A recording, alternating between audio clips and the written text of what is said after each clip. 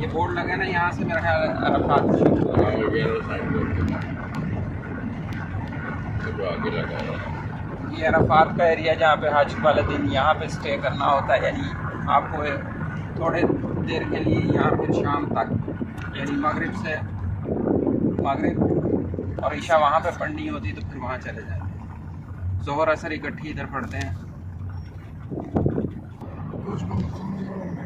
جو حج کا خطبہ ہے نا وہ یہیں سے ہوتا ہے. سر کا میدان بھی ہے یہ عرفات کا. ہاں سفر بچائی ہوئے اس لیے آتی ہے. وہ بولیں گے باہر نکلنا ہے خیمہ سے، سب کھڑو کے دعا کریں.